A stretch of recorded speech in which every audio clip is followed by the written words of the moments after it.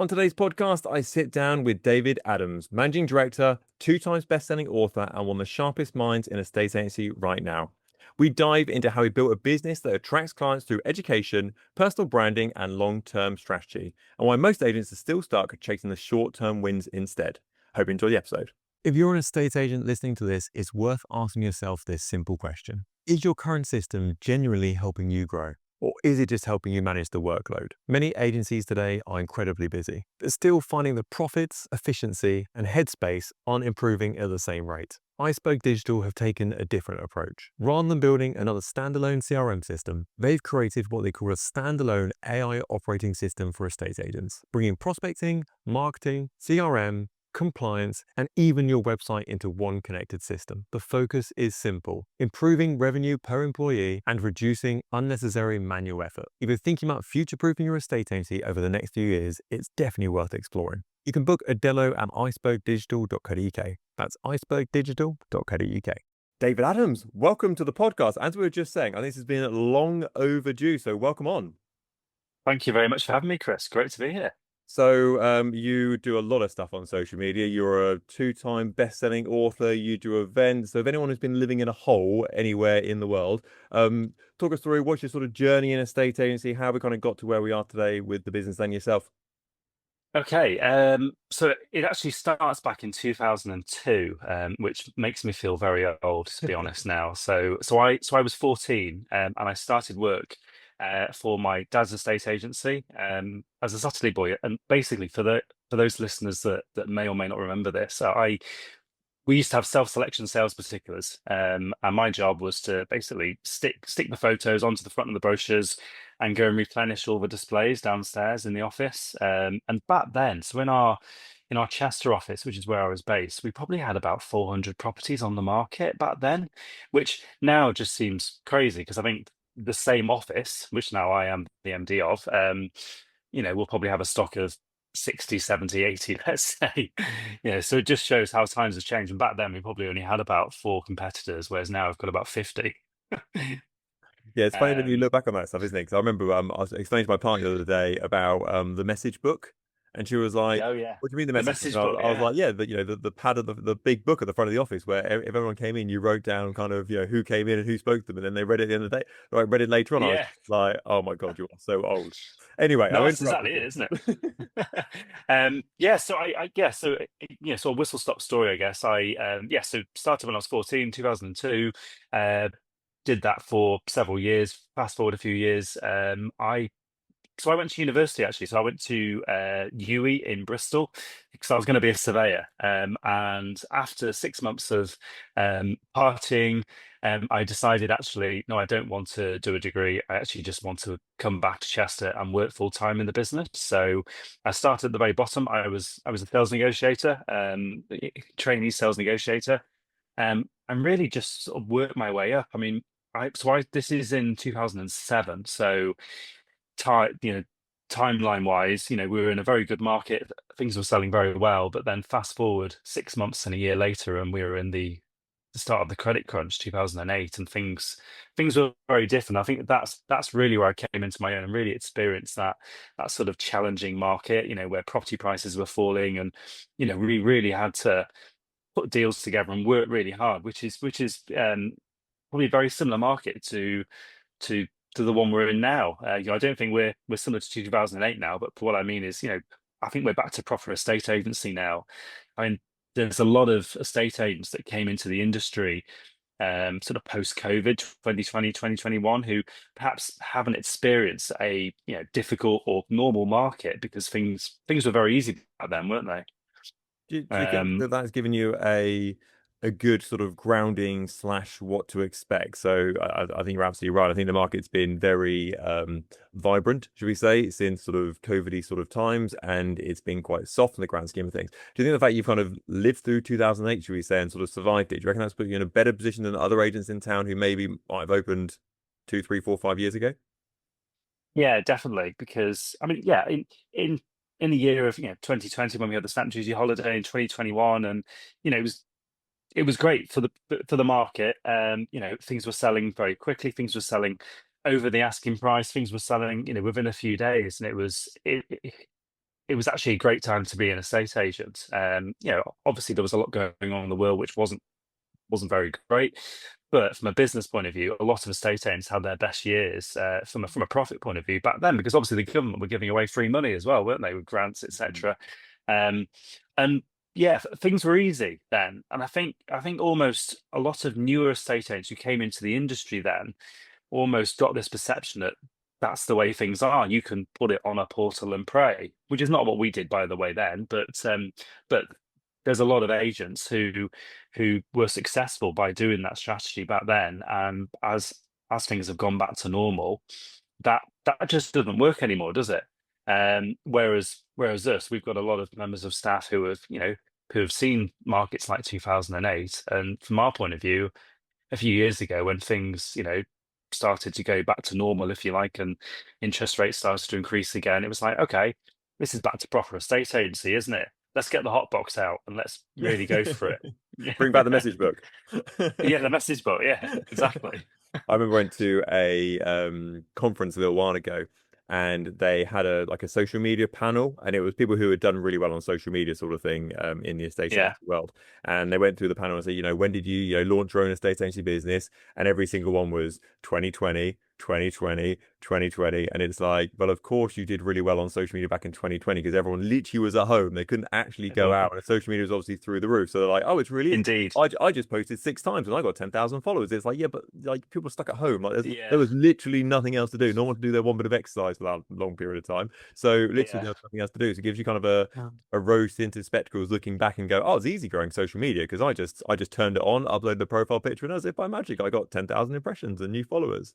So absolutely. where you've kind of done the full journey then, so where you've kind of done the sort of starting off with the lower end, sort of working right way up to managing director, do you think that gives you a better view of the business in its entirety? Because you sort of know every job, and sort of what are the biggest lessons you've learned from that sort of journey? Yeah, so to to continue the story almost, we so I progressed to a junior valuer. So I was a trainee valuer basically. So I used to follow one of the valuers, and I used to take all his photographs and do all his floor plans for him, and I'd go on the odd valuation on my own. And then things really got things really started to get tough, and the market, we started to let people go. And my job was at risk because we created this new role, as trainee valuer. And, to be honest, we didn't need that role anymore. So this was 2010. And at the same time, we were actually looking for a valuer in the lettings team. So I took the opportunity and thought, well, do you know what? I could either go back to being a sales negotiator, or I could carry on being a valuer, but just do lettings. Because surely it's the same, isn't it? Well, yeah, that's what I thought. So I went over to the rental side of the business, and to be very honest, I had to start from scratch. I had to sort of I started on the front desk as a lettings negotiator. Really, and I suddenly realised that actually lettings was very different to sales, and it wasn't all about doing deals, and there was a lot of compliance and legislation to learn and processes. Which obviously, if you're a salesy person, which I very much was then, I was a salesperson, to then go over to a process-driven, almost administrative role was very different. So I did a year's worth of training in lettings on the front desk, and then got let out on the road and started valuing houses for less. And that's really where I found my niche. And actually, I I focused on lettings for just over 10 years before in inverted commas, became managing director and almost got out of the business from a day-to-day role. So I don't work day to day in the business, as in I don't go and value houses anymore. I just work on the business. But I actually focus on lettings for 10 years. And in that time, going through sales and then lettings, I pretty much did every job in the whole business. And then when my father approached me in 2021 and said, it's about time you stepped up and took over the whole company from me, that's when I almost came back into sales as well and then took over the whole thing. So, see, I've pretty much done every role in the business now. And I think that gives me a real, you know, it's a great lesson really, and a great journey, because I can understand every role now, whereas I think quite a lot of people, especially if, let's say, one of their parents owns a business, they get helicoptered in to a senior management job pretty much straight away, whereas I was an office junior when I started, and when was it, 2002, and I became MD a few years ago. So it took nearly 20 years to get where I am now. Hmm. And I've got a lot of respect for people who kind of do the journey and do the mileage in that side of things. And how did you find that transition? Because I'm gonna be very stereotypical here. I obviously deal with a lot of sales agents, and I say to them, how do you feel about starting lettings and having that sort of income into your business? And some are more open to the idea than others. Others look at me like I've just offered up their firstborn child or something. Like, oh my God, like lettings, like wouldn't touch it with a barge pole. Because usually you have sort of two different personality types, and usually it's sort of sales, which is a bit more sort of bish bash bosh, get it done sort of thing, and you got lettings, which is a bit more process driven. How did you find that sort of transition from sort of mindset of sort of like doing deals and I've negotiated and kind of off we go through to actually no, we've got to stick to this. There's a very good reason for it, because that usually is two sort of different people Yeah. slash mindsets. Absolutely, yes, and I actually found it really hard because I'd gone from, I was, king of the hill in sales. I was, one of the top sales negotiators, and I was valuing houses, and then suddenly now I'm doing admin. That was my perception of it, and back then our lettings business was very much, it was an admin based, process driven. It was all about admin and ticking boxes, and it ran very well. And as I progressed in lettings and then became, you know, managing director of the lettings business first, I then saw things through a different lens, because then I wasn't a member of the team. I was, I wasn't working on the business, yes, in the business, sorry. I was then working on the business. And that's a very different lens, isn't it? When you become a business owner and you start to look at, okay, how could we grow this? And we've made a lot of changes in the last few years to our lettings business, and really, yes, we have a compliance department where we manage all the tenancies, and everything is very much process driven, um, you know, so that runs perfectly. But now we've introduced a sales element to that lettings team. So our lettings front offices, if you like, our lettings negotiators and our lettings valuers, they're they've got the same culture now that the sales team have. Whereas many years ago, arguably the whole lettings business was very much process admin orientated. So let's talk about becoming the local expert. So you talked about there about sort of working on the business rather than working in the business. So you do a lot of things that I imagine lots of estate agents look at and go, I wish I could do that. And that's probably more from a time allowance, give me a blank check and these are things that I'd love to do. So let's start off with a few sort of low-hanging fruit, shall we? So obviously as we talked about, two-time best-selling author, which is great. So Yeah. why on earth, as a man who's written a few books, why on earth would you write a book? Great question. So I worked with a public speaking coach a couple of years ago, who I still work with today, by the way. And I wanted to develop a presentation that I could deliver to landlords, and whether that was a webinar, let's say, or a seminar coaching landlords on changes to legislation, or actually if a local, let's say a local property networking organization, they wanted a speaker, then I could go in and basically have almost a preview event where, it's a 30-minute talk where really you're not giving them tons and tons of value.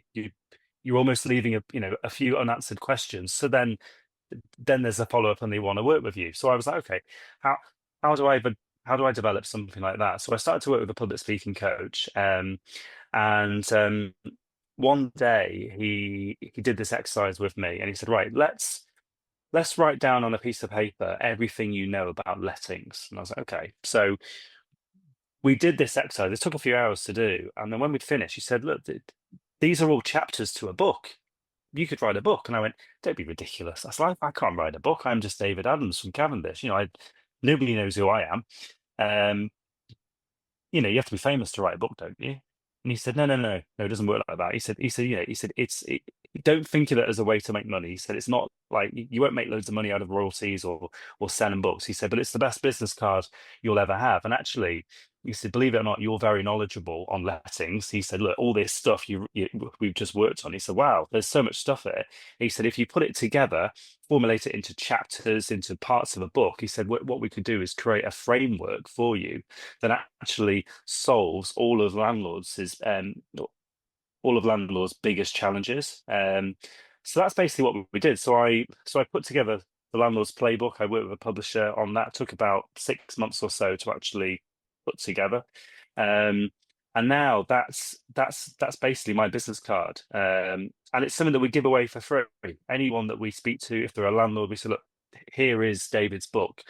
And yeah, it's the best business card you'll ever have. I'm sure you would agree because you've got two books now, haven't you, yourself? Do yeah. Well, a little spoiler alert. I am 77,000 words through book number 3 at the moment, so I should probably get on the home straight and Oh get one wow. finished. To be honest with you, in the grand scheme of things. Wow.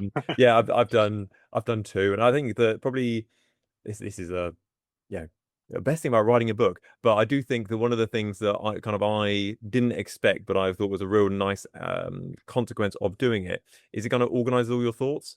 So, it's Yeah. everything sort of it's scrambled in your head, like, oh, what do you know about, lettings or sales? It's all kind of a bit scrambled. When you're thought a bit into like chapters in this sort of bits and pieces, and someone says to you, oh, tell me about this part of the process, or tell me about this bit of lead generation, you're like, oh, literally, I've got that in my head because I've written it down, I've written it in an order. Yeah. It makes you better at portraying things across to people because you've got it all out of your head, you've unscrambled it, you put it into a nice layout, and yes, some of it's in the book, but a lot of it you just think, oh, actually, now I can explain that in a better way because I've got a framework that I've thought about and I've put it in black and white.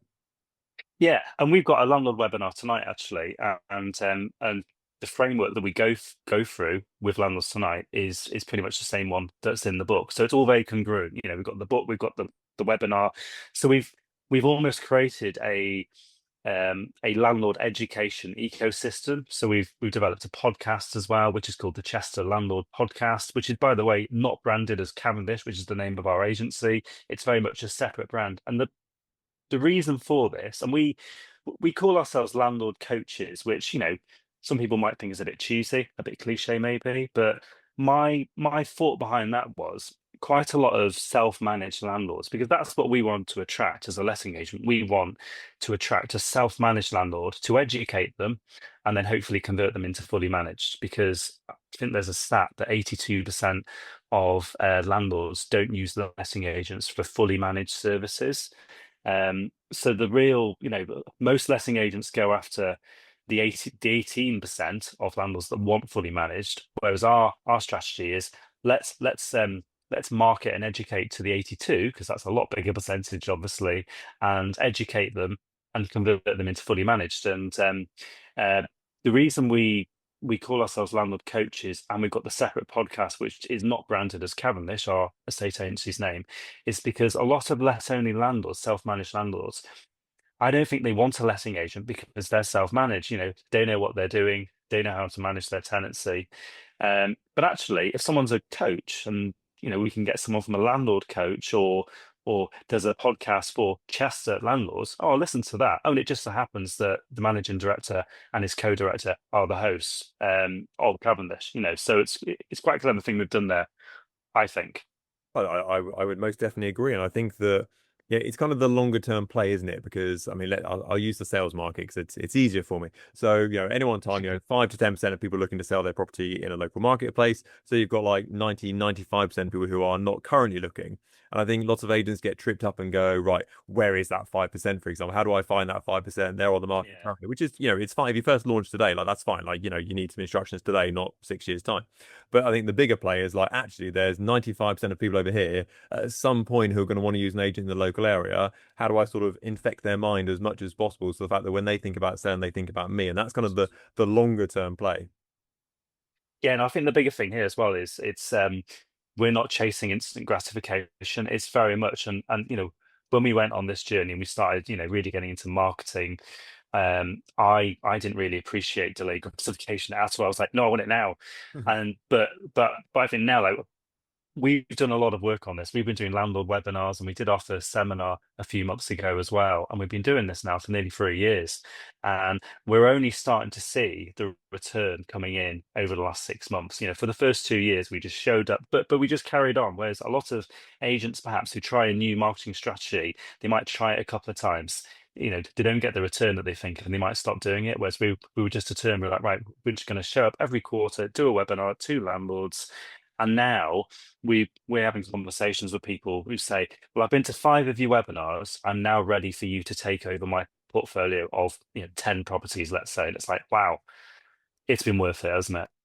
And talk me through, because you've done your, I guess your seminar, that was your in-person event. So I saw some pictures on social media of a lot of chairs lined up in a hall with and then another picture with Yeah. a lot of people on a lot of chairs in it as well. How Yeah. have you found sort of in-person events? Because I think that that is something in an age of AI and digital stuff is probably a little bit overlooked in the grand scheme of things. This is coming from a person Yeah. who's literally just launched the Personal Estate Agency Awards this morning, probably industry high. So I think there's a lot to be said for getting people Yeah. together in a room. So how have you found that since you've launched that? Yeah. So we started doing webinars a few years ago, because seminars almost. So I've never done a seminar before, but we started doing webinars because because I think people were still not ready to go back into rooms yet, maybe, and obviously, we were still on the big sort of boom of people, doing online training and Zoom meetings, etc. So we started doing webinars, and actually, I was really surprised, honestly, at the kind of numbers that we got. So on our first webinar, we registered, I think it was 200 people, and just over 100 people attended. And I think, from what I believe from a few other letting agents who I know that also do webinars, generally you'll get 50%. Whoever registers, you'll get 50% turn up. So we had just over 100 people attend. We did a so it was a 90-minute webinar. It was a 60-minute, sort of legal update, all about the Renters' Rights Act, which obviously had been, back then it was the Renters Reform Bill. And at the end, we basically offer everyone that's attended. We offer a tenancy health check, we call it, which is a bit like a compliance audit, which is almost a bit of a sales pitch. Um, to get them to come fully managed, where we basically go through a little, tenancy audit with them, expose a few holes in their compliance. And obviously, it's very much selling without selling. We don't do a hard sell at all. But what you tend to find is when you give landlords so much value and then you offer them a free 30-minute audit to sit down with us and go through this with them, when there are holes in the compliance, what tends to happen is the landlord will go, would you be able to help me with this? To which we obviously go, absolutely, we would love to. So we were doing that for a couple of years, and then a couple of sort of friends of mine in the industry, they did a seminar and had a really good result. And I thought, okay, we could do this, but it's very different. Now I thought, bearing in mind we got 100 people. I think the biggest webinar we've had, we had 150 people show up. Um, I thought, well, if we do a seminar, do you know what? If we had 50 people show up, that would be great. But surely an in-person event, you would have better success because it's more intimate. People have actually seen you face to face, and then people can chat to you afterwards, in the bar, etc., etc. But I was blown away because we actually had, I can't remember how many people we had registered, but I think it was about 350 people registered, and we had 220 people attend live. It was so busy that we actually, so the room that we booked held 50 people. And after 24 hours of marketing, we had 80 people that had registered. So I quickly phoned the hotel and say, we need a bigger boat, basically. Yeah. So then upgraded to the room that held 250, and pretty much, it was standing room only by the end of it. Wow. It was crazy, and we did very well from it. Generally, what we tend to find is 50% of people that register will attend, and then roughly 10 to 15% of the attendees will book a tenancy health check, and then generally you'll convert about 10 to 15% of those people I love into this. fully managed. I love the, not only do I love the stats, but I love the fact you know the stats as well. So you think, right, well, if I organize another event and I got 400 people in the room, for example, I know that from those 400 people, this many people are going to convert into like potential conversations, and from that is going through. So, I mean, that is Yeah, all of this is kind of like a masterclass in getting future business for your as either estate agency or lettings business as well. I presume you must turn up on appointments now, and it's just like, there's the keys, take it. Like, yeah, I know you're the expert. I know you've literally written the book on renting out your property. I know you know your stuff. I listen to your podcast, sort of thing. yeah. Crack on. It's yeah. So do you know what? So I don't actually do many landlord meetings anymore. I've got an amazing team who do that. But I sort of see myself now as the maitre d' of Cavendish. So I am, I'm very much the face. I do all the marketing. I'm the host of the podcast. I'm, the main speaker at our events. But I very much I do get a lot of traffic coming my way where people will go, do you know what? I've seen, I can't open LinkedIn without seeing something from you. It's something I get quite a lot these days. Um, you know, could you come and value my house, or would you take on my portfolio of flats? And what I do is, the best person to speak to is so and so in our team. They're absolutely awesome. They've been in the industry 10 years. I will ask them to give you a call. And I basically elevate our team around us, because I can't do everything. I can't be, doing all the valuations or, all the landlord meetings anymore, unfortunately. How do you find that? I don't say delegation is probably I guess it probably is the right word, because obviously you're the face of the business, and you're the guy on LinkedIn, you're the guy on the podcast sort of thing. Do you find Yeah. that people would say, oh, I just presumed that David would be coming. I thought he the one I see online, and he's the one I want. Do you find that people are quite attached to you, or do you find it quite easy to kind of pass across to the team members? Um, yeah, no, do you know what? So I actually, when we started doing this, I probably did too much, and I would I would do a lot of the follow-ups, and I would do a lot of the tenancy health check audits as well, and I would really get involved in almost too much. And to be honest with you, we identified after about a year of sort of doing all this new marketing, that actually I was the one holding the business back, because we wanted to make big changes to the business. We wanted to acquire other letting agents, and I couldn't focus my time on that because I was too busy speaking to landlords and sort of running around. So I very much had to sort of step away and was like, right, I literally need to lock myself away in a room and actually focus on the higher level stuff. Because as a managing director of a business, especially a letting agent, where there's a lot of acquisition opportunities, your time as a business owner is better placed writing that letter to send to the competitors, to buy their lettings book, or go into a networking event, to speak to an accountant who's got a portfolio that they know is coming their way to sale. It's making those big changes, or even, masterminding with other business owners or other letting agents to work out a new charge that we can implement on our portfolio, or a new service. Because we started a new service a couple of years ago, where we sell tenanted properties to other landlords who want to buy tenanted properties. And it was really what actually happened is that, um, with all the high interest rates and everything that was going on, I think it was sort of 2000, yeah, was it 2023, 24? There was a lot of landlords selling, and obviously when they were announcing the renters reform bill as it was then, there was a lot of landlords jumping ship. And what was happening, the landlord was speaking to us and saying, we want to sell. So the lettings department, they were getting a commission, by the way, for passing the lead on to the sales team, because we incentivize our sales and lettings teams to work together. Um, and then the sales team were rubbing their hands, going, "Oh, fantastic! We've got a property to sell." They were then selling the property. Happy days. We were getting a fee for selling it, obviously. But then suddenly our managed stock was going down and down and down.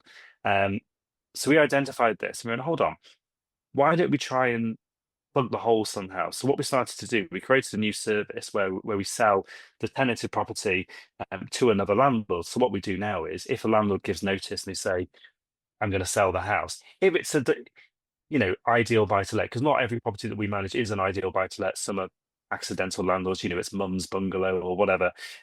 But if it's an ideal buy to let, we'll say, hold on, before we serve notice on your tenant, why don't we speak to another landlord and see if they'll buy the property from you? And by the way, we won't charge you an estate agency fee, because we'll charge the buyer a sourcing fee. Then what we're doing is then marketing to investors who want to buy ready to go buy to let properties, where from from the buyer's point of view, the way we position this was, if you're buying a vacant property to let out, it completes, and then you might need to upgrade it slightly. You might need to decorate it, put some new carpets down, give it a clean. You've then got to get it compliant, get the ICR, the gas, etc. You've then got to get a letting agent round to then put it on, the market, and reference the tenant. You've got to pay that letting agent for letting it. So from a business point of view, when you're looking at income and expenditure, if you're that investor, you've paid all that money. You've then got a vacant property. It might take 2 months until your income comes in. Oh, and by the way, most of that first month's rent is going to probably go to the letting agent that you're paying as well. So actually, you're not making any money for a few months. Whereas if you buy a tenanted property, although you'll pay a sourcing fee, you've actually got income pretty much from day one, and you don't need to pay to get it compliant or ready to let because it's already let. So we found that a really, really good way to stop our managed income going down. I love that. And I think it's yeah, always a good thing to have some sort of like VIP landlord club, or yeah, I'm sure you've got a catchier title than that, where literally it's just passing one to another, where it's literally just like, right, these guys want to sell, it's got tenants in situ, it's been a great rental for the last 10 years, but these guys have kind of had enough of it and sort of jacking it in. I've got tenants in situ, they're paying this much rent, this is how much the property is, rent's going to come in from day one, do you want to go for it, yes or no? I think that's a really great thing to do, and also a really great way to attract other landlords into your business to say, would Well, you like to see properties first of all that have tenants in situ and ready to go? Well, yeah, here's the thing, and agents listening to this will like this, but we've actually taken properties off of other letting agents in our town without them even realizing it, because we're the only agents in the town who offer discreet off-market service. So they're then going, okay, well, I'll advertise it with us off-market, and then obviously the buyer's condition of buying it is that they have to use our managed service for at least 2 years. So letting agent one, their landlord says, "Oh, I've sold my property, by the way, so I don't need your managed services anymore." And the buyer is then already tied into Cavendish. So it's quite a sort of clever way of doing things. I feel like many people listening to the podcast have just pressed pause, rewind 30 seconds, play again, rewind 30 seconds, play again. I'll just jot that down very quickly. Thank you very Yeah, much. So talk me through book number 2 has come out quite recently. It came out a little while ago. What's it all yeah. about? Yeah, so book number two. So the first book was called The Landlord's Playbook, and the reason for that is because I wrote it for people like me. So I've got a very short attention span.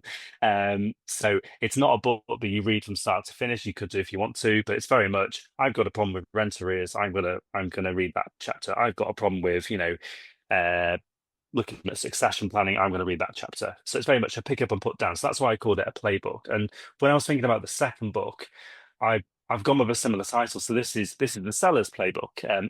And again, the style of the book is very much, you can pick it up and put it down. And the main reason that I've written this book is because I keep on coming back to this figure. I know Christopher Watkin talks about this a hell of a lot. Is that only sort of 54% of properties that come on the market nationally actually sell, which is just bonkers. And I know that's sort of heavily influenced by the London market, where it's about 1 in 3 properties sell. I know where we're based in Chester, it's about sort of 63%, but that's still not great, to be honest. So I was like, right, well, I've been on a mission over the last few years, and I listen to a lot of podcasts, yours included, from other industry experts talking about what they do to help more people move. And I thought one day, well, why don't I put this all into a book? Because I've got all this knowledge in my head, but I listened. My dog gets walked twice a day, and all I do is listen to property podcasts, to be honest, because I want a better business. I want to, take ideas and improve our business, but also, very much we want to sell more properties and have a higher percentage of properties that go through to completion. So I thought, well, why don't I write a book on this? I've got all this knowledge. So I've taken it out of my head, and it's now an intangible asset. And again, so it's not there to sell books, because you'll know yourself, because my book's on Amazon just like yours. The royalties aren't anything to write home about, are they? It's not so much a business card with this one. It's the best leave behind brochure I think an agent can ever have, because now when my team go out on a market appraisal or evaluation, whatever you want to call it, they give them a gift. They say, look, this is the seller's playbook. This is everything you need to know on how to sell your house. And oh, by the way, this is everything that we do. And some of them will say the line. It's a bit of what we'd call with or without you energy, where we sort of say, whichever agent you use, just make sure they do everything in this book, because this is the book that gets you the best result. Everything in this book is what gets you the best results, and it's what we do. And it's got a framework in there, as you would imagine, which is our framework basically. It's everything that we do.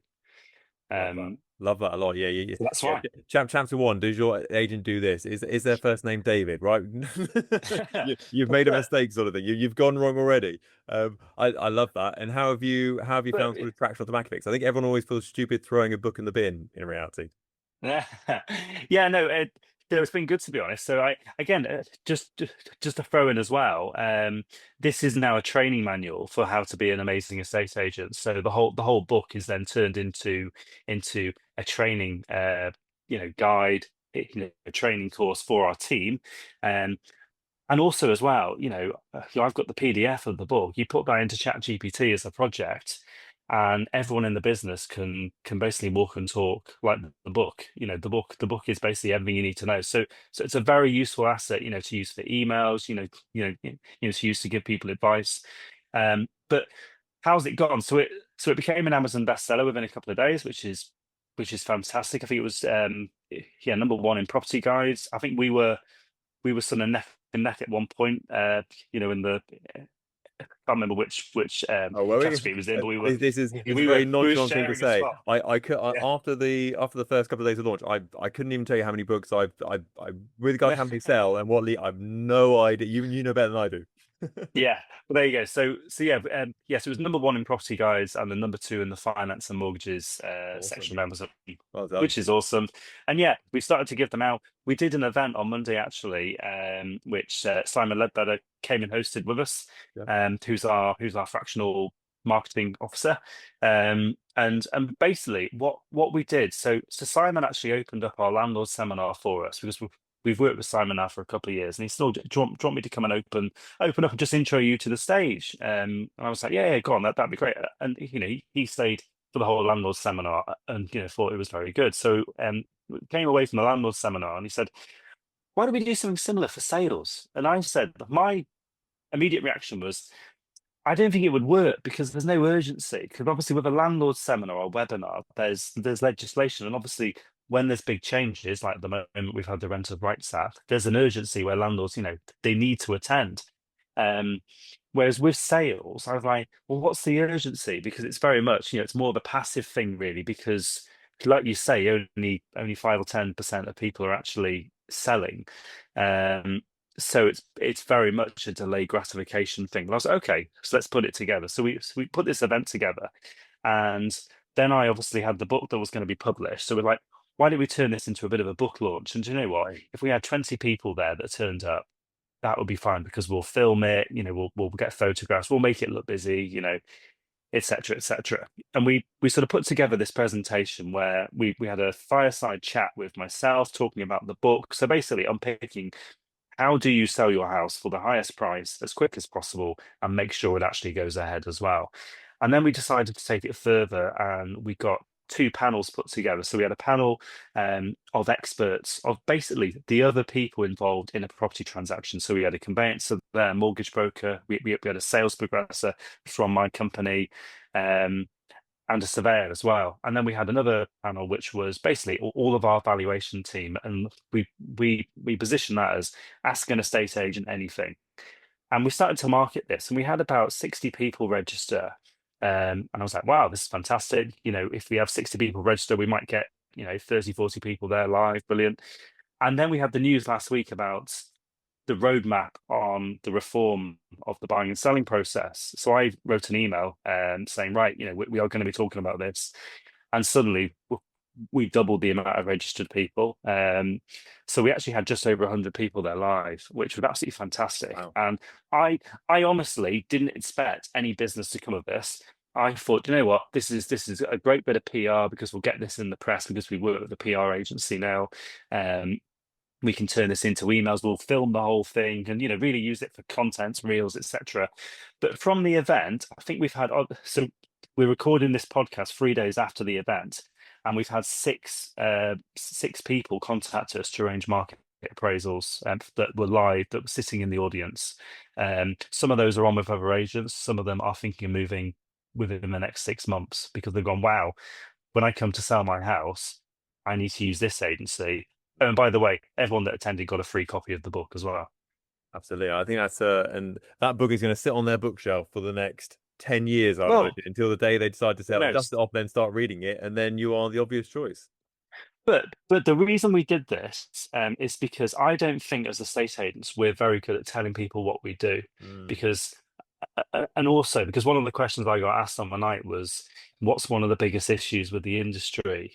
And I actually said I don't think there's enough education for sellers, because there's a lot of people selling houses who perhaps haven't sold a house for, you know, maybe 10, 15, 20 years. And times have changed, human behavior has changed, you know, the whole world has changed. And actually, putting it, back then you'd put it in the local newspaper, wouldn't you? And you'd put a for sale board up. A few years ago, you would just put it on a portal and hope for the best. But, now there are so many things you can do to help sell it. You'd have a higher chance of selling that home. So we basically opened up the playbook, so to speak, and basically told everyone this is everything you need to. This is why you would have a viewing strategy, because we go into the human behavior side of things and grouping viewings together, and the theory of loss versus just letting people view whenever they want. And basically told them everything. And quite a lot of the feedback afterwards was, we honestly had no idea what an estate agent did. We honestly, just assumed all estate agents were the same. You just put it on Rightmove. But I think if as an agent, if you're not communicating that, then then the only thing they're going to compare you on is how much you charge, I think. I remember when I was at Countrywide a long time ago now, they were rolling out or trying to roll out and offering a bit like the Purple Brick sort of model back in the day.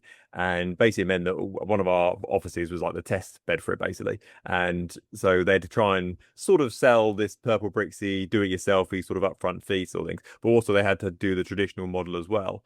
And what we found is actually the agents who pitched the sort of the DIY, pay up front and do it yourself model actually got a better conversion on the traditional model. And the reason why is because they'd have to describe exactly what they did and be like, oh, if it falls through, yeah, on this one we don't do anything with it, but this one we actually do. Oh, when it comes to price, Yeah. we do this with this one, but that one, yeah, we don't do that at all. So almost by ruling out what they didn't do, they had to talk about what they did do with the existing service, and their conversion went through the roof because they were like, no, this is actually all the stuff we have to do to sell your property. It isn't just bang it on Rightmove and fingers crossed the phone rings sort of thing. This is Yeah, a literally. huge strategy that we have on this side that you definitely don't have on this side. Yeah, yeah, no, yeah. It's exactly that, isn't it? I don't think there's enough education in the industry, and something I'd like to do is develop a like an evergreen webinar, maybe for first time sellers, for first time buyers, maybe there could be a way, to. I think so an agent I know actually in Shropshire came up with this a few months ago, and he mentioned it to me. I thought, genius. So when he goes out on a market appraisal, if they've never sold a house before, so if this is their first sale, he goes, what you need, Mr. Seller, is our first time seller's service. And it's basically the same service as everyone else gets, but the language is a little bit different. And I think it's just actually just making people feel special, and actually explaining the process properly, because there's a lot of estate agents who will go out on a market appraisal and they'll tell them how much they think it's worth. And how much they charge, and that's it. And it's like, oh, okay. So what, you've got to articulate how you're going to get them the best price, I think.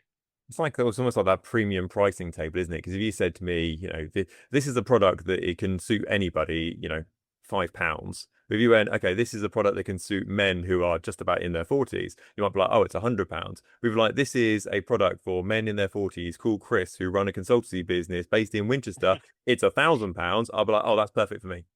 That's perfect. Yeah, it's It's the exactly. same thing as the fiver. It's just I think, oh my god, it's exactly right for me. And it's the same sort of messaging with that. So, we are literally this is our specific first time seller package, or this is our buy to let package, or whatever it may be. 99% of it is exactly the same as it would be with anybody else. It's got a slightly different wrapping paper on the outside of it, but it makes people think that it is designed exactly for their need that day. Yeah, yeah, yeah, yeah. I could talk Very to you all day true. about this, mate. I think this is a masterclass in branding a business, getting future business, setting yourself as a local expert, marketing. I could literally talk to you all day, mate. So goes without saying, thank you so much for coming on the podcast. It has been an awesome one. We're gonna have you back in the future. Thank you. 'Cause I said before we press record, it'd be like 100%. half an hour, 40 minutes. And I think we're knocking on the door of 15 minutes already. So Yeah. mate, amazing job. We'll have to have you back in the future. Thank you so much for everything you do work-wise, and thank you for coming on. Thank you for having me, Chris. Great to speak to you.